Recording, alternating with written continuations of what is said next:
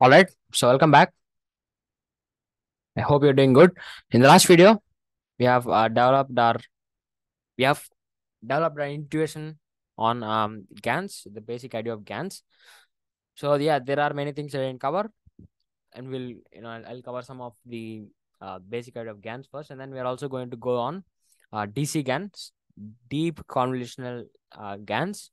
The idea is just very simple. You might have you know derived the intuition from the name itself, name itself right from the name itself.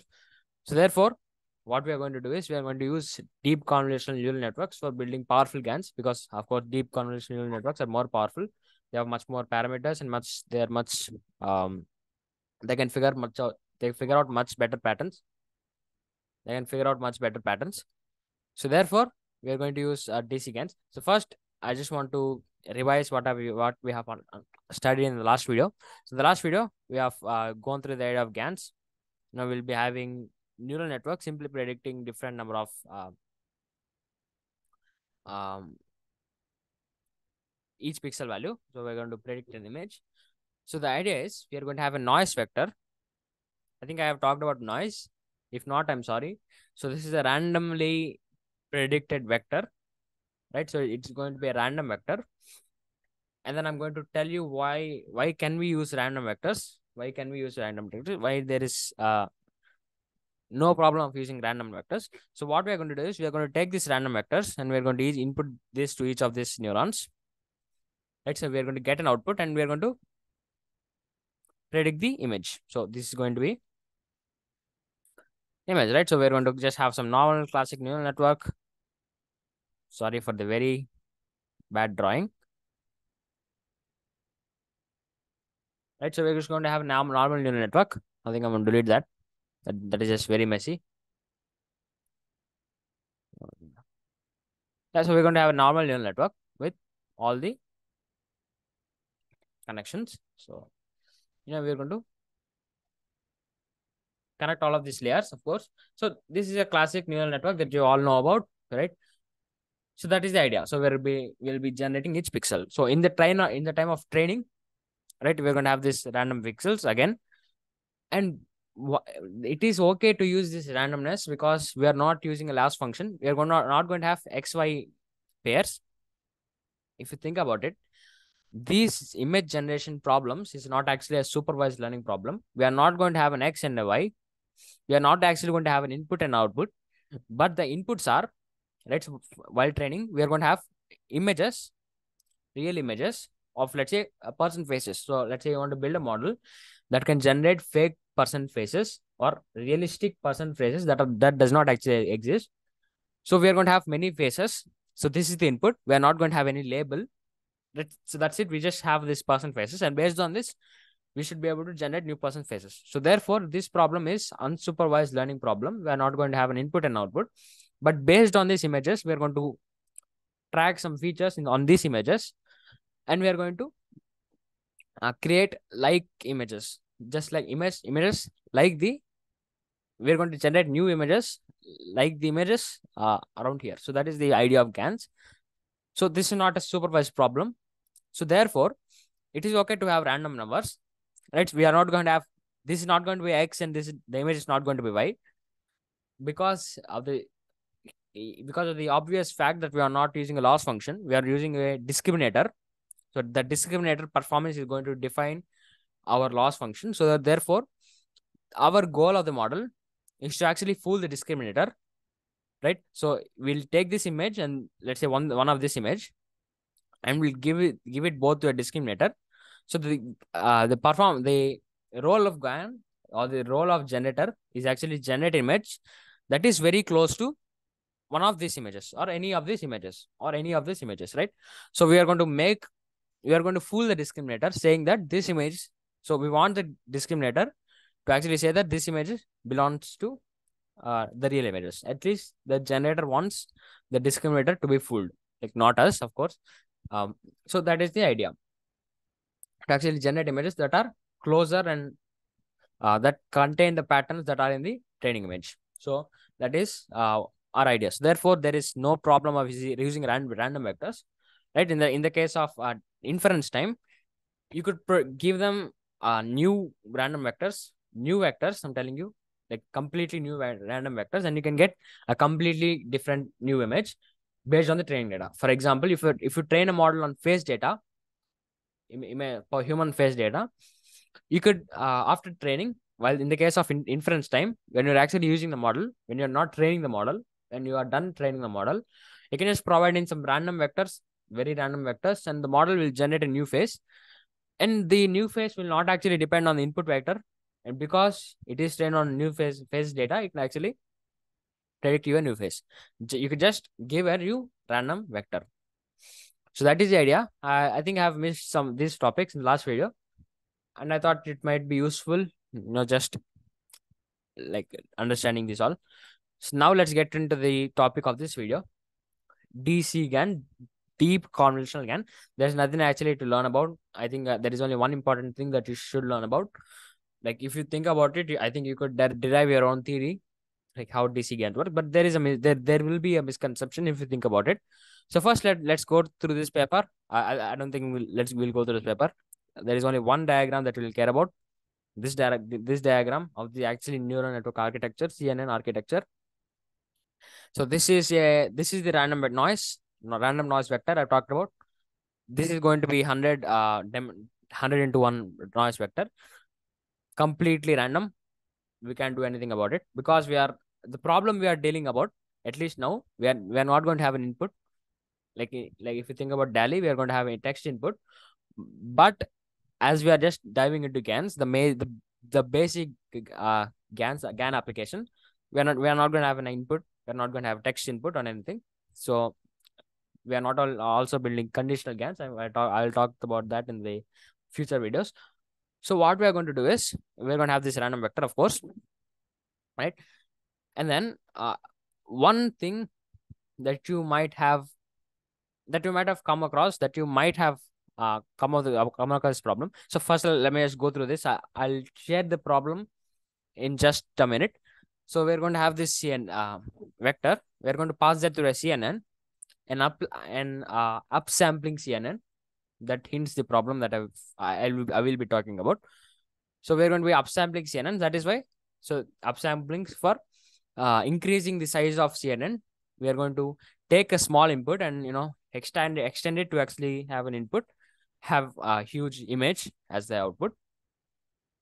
So that is the goal. So we'll be having noise vector, and we're going to have 1024 kernels, 4x4 kernels, right? 4x4 kernels in this. We're going to have 1024 kernels, and then 512 kernels of 8x8, 256 kernels of 16x16, 128 of 32, and 3 of 64.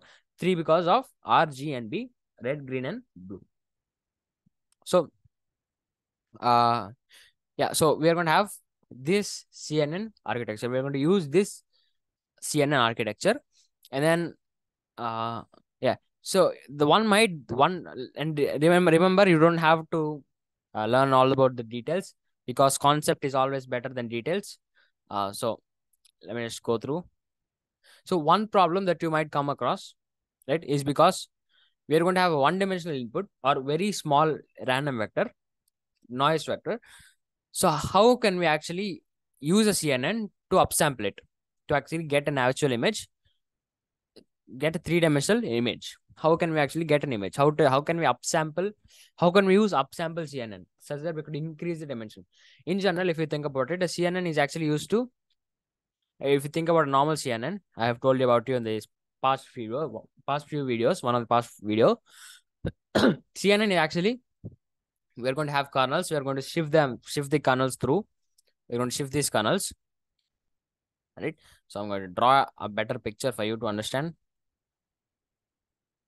Right, so we're going to have this kernel, and then we're going to have kernel. So this is the image, sorry. This is the kernel, and then we're going to shift this kernel to actually compute outputs. So we're going to have where the output is going to be a lesser value, right? So let's say, don't care about the steps. I'm drawing just for understanding, just for understanding purposes.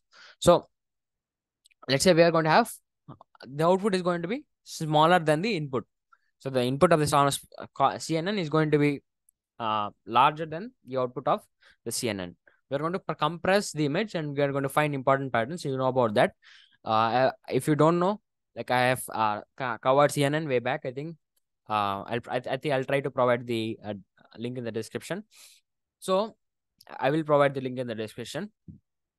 So the idea is, how can we actually take this input vector and upsample it, right? How can we create a bigger image or bigger output by using a CNN from this input?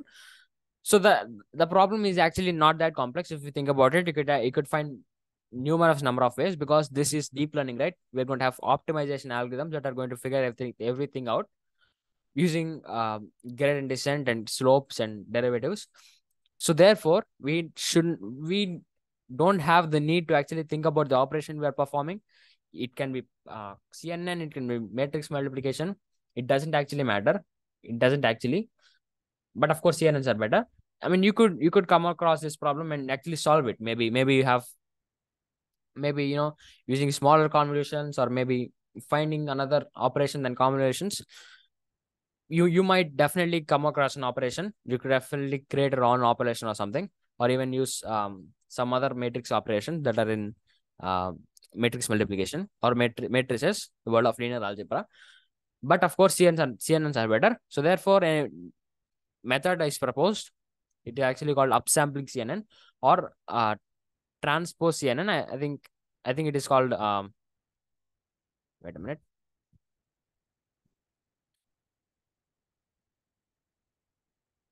I'm going to search that in Google. I think there's a name.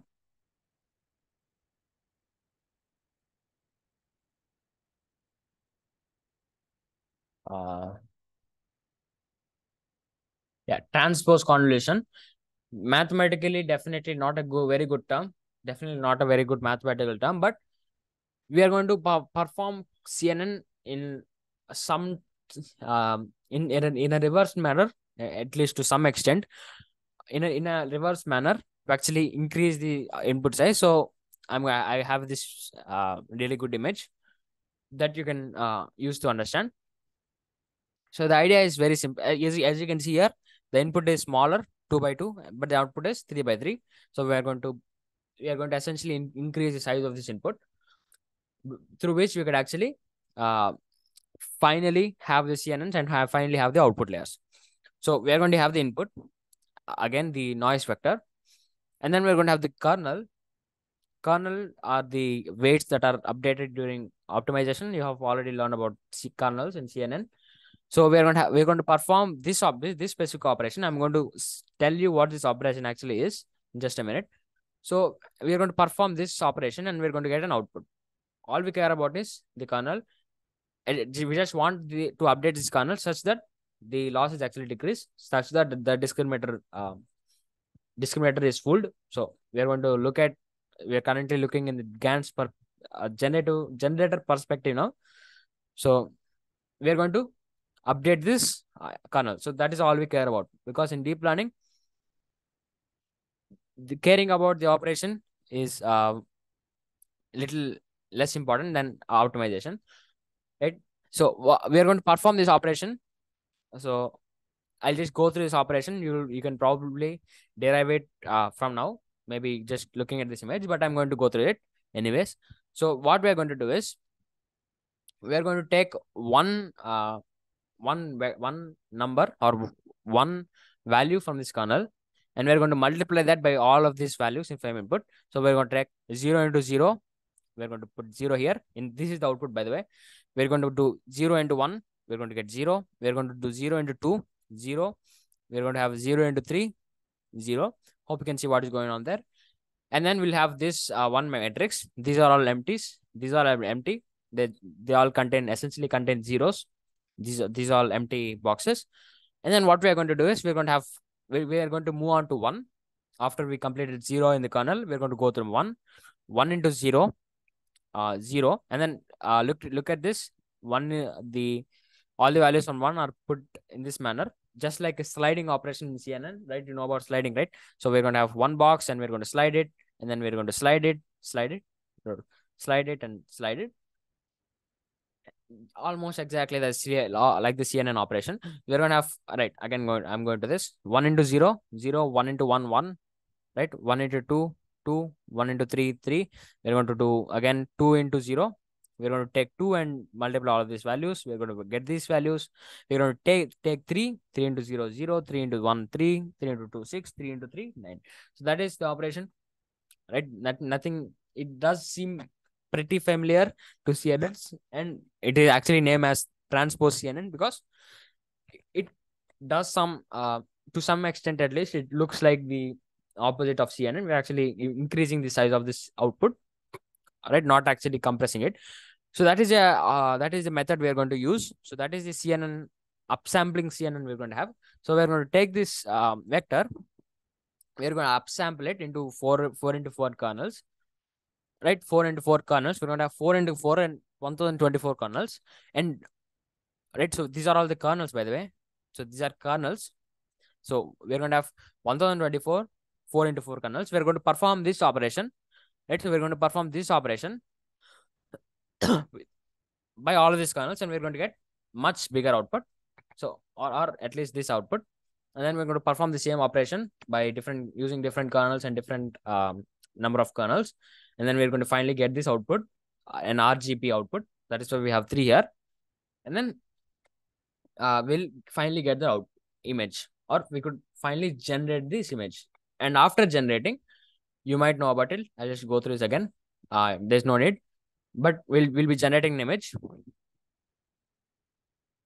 Sorry for that. What is happening? Hold on.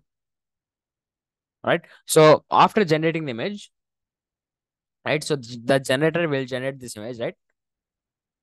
Right. So some number of images, some number of pixels, essentially. So let's say we'll have this image. So what we'll be doing is we're going to take this image, and let's say the generator predicts multiple images. I'm talking about the training time now. This is the training time. Right. So we predict these images, and then we're going to have the discriminator, right? And the discriminator is going to take the images generated by the generator and also the real images. So these are the real images. Right. So we're going to have this image and this image. These are pixel values, by the way. Sorry for my very bad drawing skills. So we'll be taking this image that are generated by the generator. We're going to take these images that are actually real images. So the discriminator's job is actually differentiate between this and this images, saying that both of these are different, and both of these are different. So the discriminator job is actually predict if the generator's image is real or not. So therefore, it forces the discriminator or the generator, sorry, it forces the generator to create the most realistic images. So if the generator creates more realistic images, the discriminator will be fooled. Hence, generator would win. And the discriminator's goal is to actually uh, classify the generator's output better. So the discriminator wants to classify the generator's work and the real work, or the real images. The generator's images, the real images. And the generator is forced to create images that appear real. Hence, there are many realistic images. Hence, if you go to this person does not exist.com, hence you could see realistic images, because the generator is actually forced, while in the training time, it is actually forced to predict or generate realistic images. So that is the idea. That is this adversarial training. That is why the name adversarial training. So they are both fighting each other, like who is better, right? And then they are getting better at both of their jobs, and we want better discriminator and better generator to get more realistic images. So that the better the discriminator, the more better the generator's output will be. So that is it. That is it for this video. So I thought of making this video short, right? Because I want you to follow. And then there is I think that is why I actually thought of covering the code also now. But I think I think this is enough today, like understanding this. By the way, this the model trained by this the people who have wrote this research paper. So they train the model on a data called Elson bedrooms data set. I think this data set, right? And then yeah. So yeah, these bedrooms are actually generated by AI. So the model actually generated these bedrooms. They actually look pretty realistic. They actually look pretty realistic, you know. And these are the inputs. No, so these are also outputs, and these are also outputs. So this is the output of after training for one epoch, training for one epoch, and these are the outputs after training for 5 epochs. And then they used SGD and this very small learning rate they seem, because of course we don't want to use a large learning rate and like just roam through the uh, visual or roam through the mathematical world of weights. So therefore, there are some very subtle details that you might want to learn about. But again, concept is of course greater than details. I think uh, like the guy who is teaching fast AI. I think he said that definitely learn about the concept more than details. The details does not actually matter. So yeah, I mean, you can also see this good thing, right? Smiling woman minus neutral woman plus neutral man. So this is actually very interesting things that are going on. Yes, of course, this paper is a little old, so that is why the results are not as good. I think this paper, when is this paper wrote?